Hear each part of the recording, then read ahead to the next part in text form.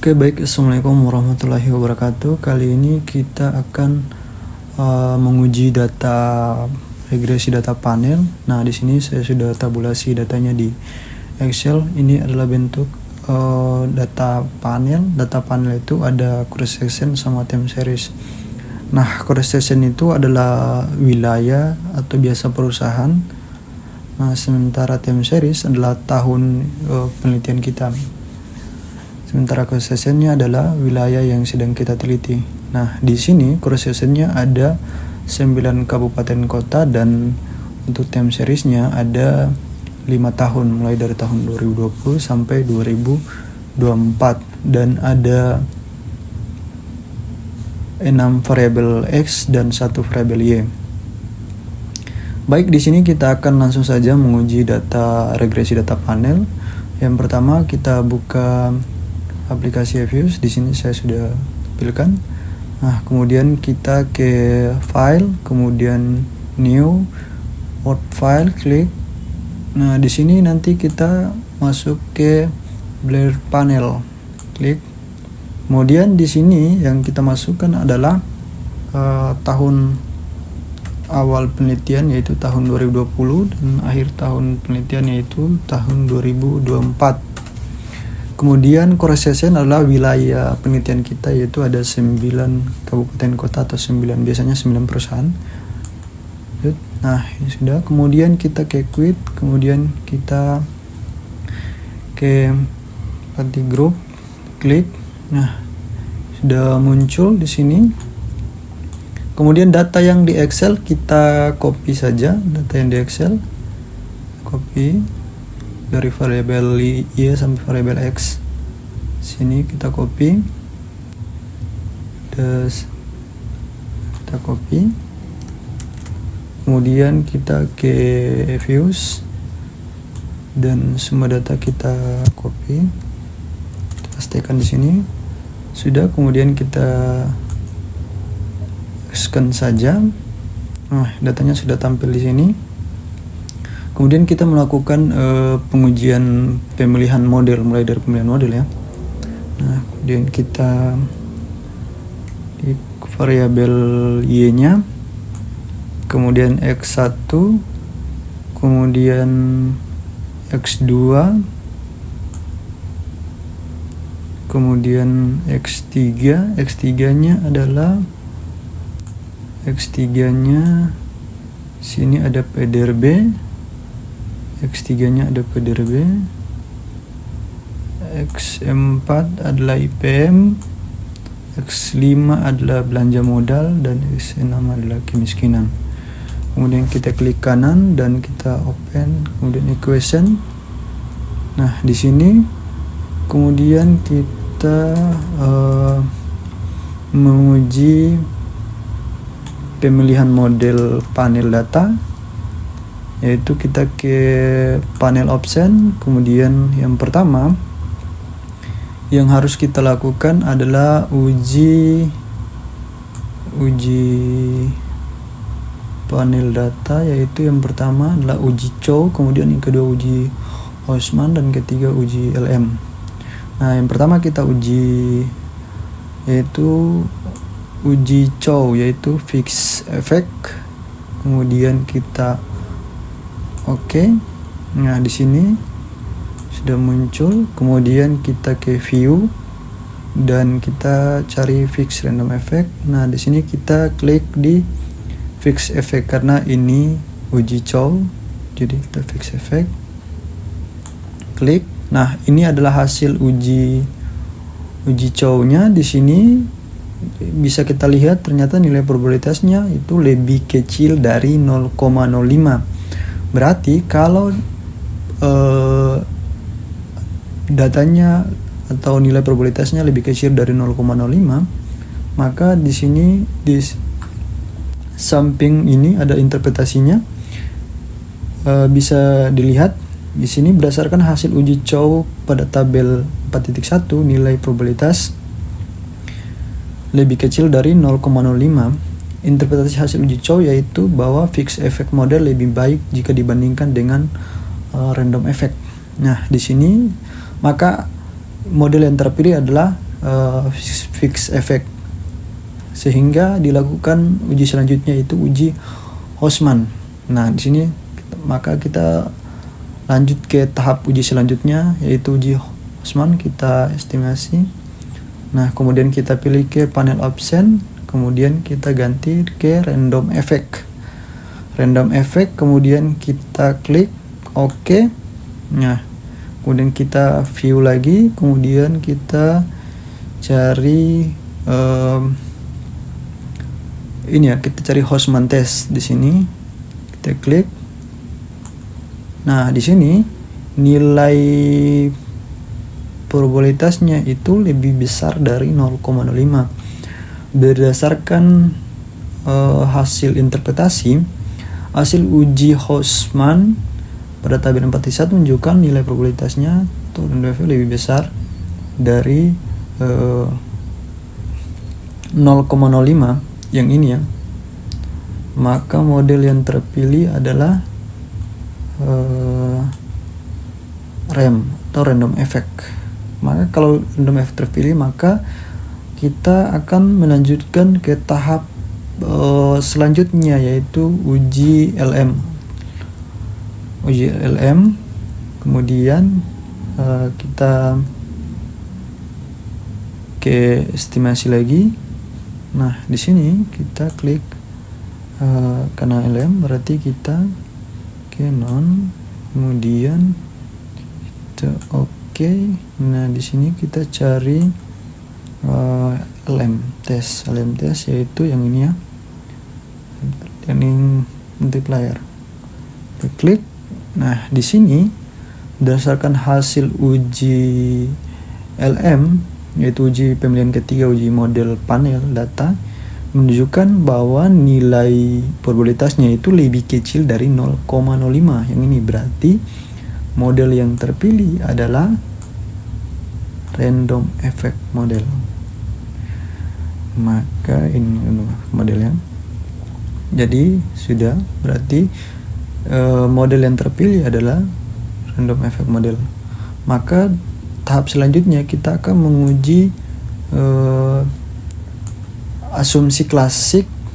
Uji asumsi klasik yang dilakukan adalah uji multikoloritas sama uji heterokodasitas ini ya. Nah, kemudian tahap selanjutnya kita uji multikoloritas. Sini kita ke quit, kemudian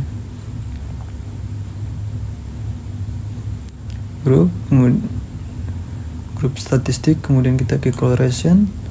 Nah, di sini kita hilangkan variabel y-nya saja, variabel y-nya, kemudian kita oke.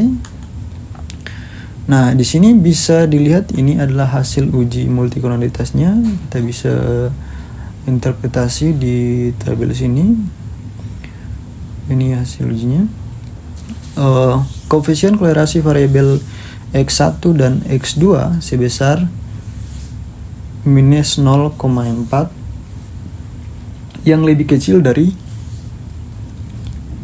0,85. Kemudian variabel X2 dan X3 yaitu lebih kecil dari 0,85. Kemudian selanjutnya sama juga, lebih kecil dari 0,85. Kemudian di variabel yang terakhir yaitu kemiskinan dan belanja modal atau X5 dan X6, yaitu nilainya 0,09 yang artinya lebih kecil dari 0,85. Dapat disimpulkan bahwa terbebas dari gejala multikoloritas. Ya, terbebas dari gejala multikoloritas. Kita X saja. Nah, tahap selanjutnya yaitu kita uji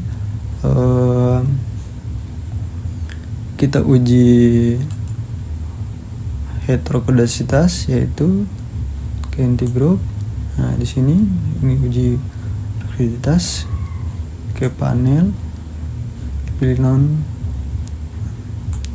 di random effect sini, dan klik OK. Nah, klik OK, kemudian kita ke ke view dan kemudian kita ke aktual residual. Di sini nanti kita pilih residual graph. Nah, ini adalah hasil uji heterokodasitas. Bisa dilihat di interpretasinya di samping.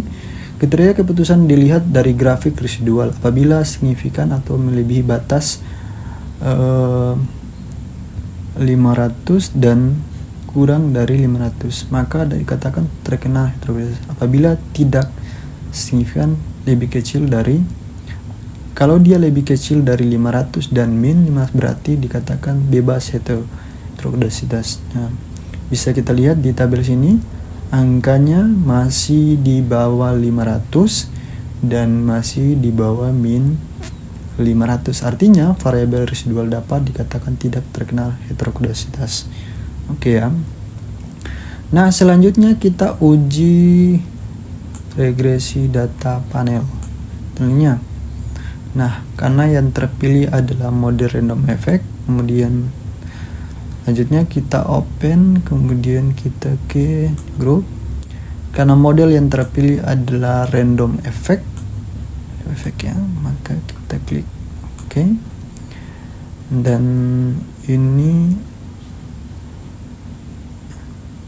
adalah hasil uji ya, bisa dilihat interpretasinya di samping kiri ya, dilihat samping kiri, bisa dilihat di samping kiri ini. Lihat samping kiri ujian hipotesis. Lihat yang pertama hasil uji T. Dana desa berpengaruh terhadap status desa berkembang dan nilai probabilitasnya lebih kecil dari 0,5, yang artinya yang ini ya, ini atau X1 berpengaruh terhadap Y karena nilainya lebih kecil dari 0,05.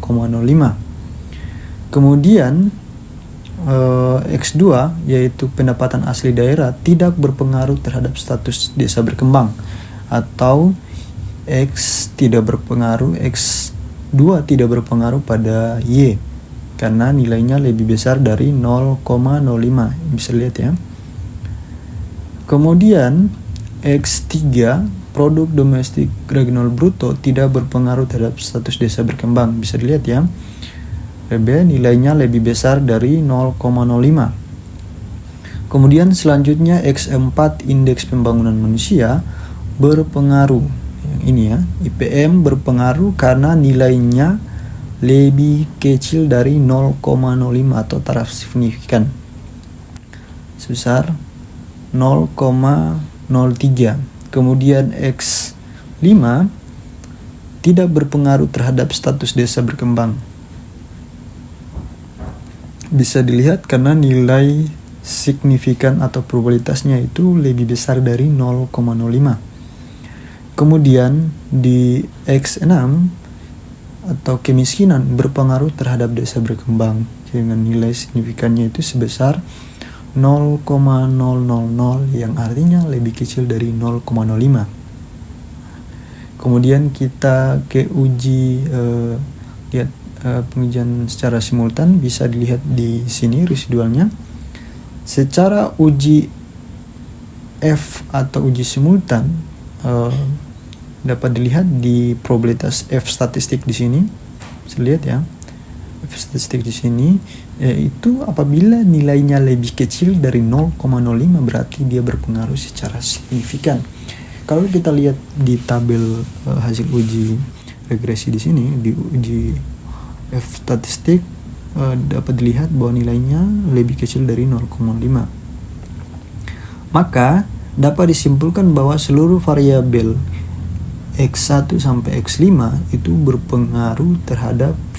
berpengaruh secara simultan terhadap variabel dependen, yaitu status desa berkembang atau variabel Y. Dan itu ya hasil uji regresi data panel. Oke, saya lihat sekian. Kemudian kita lihat di uji R-nya atau residual density itu sebesar 68, sekian. Artinya variabel ini berpengaruh sebesar di sini berapa ya? 6,8 salah 6 ini ya, kita lihat residual R-nya 62,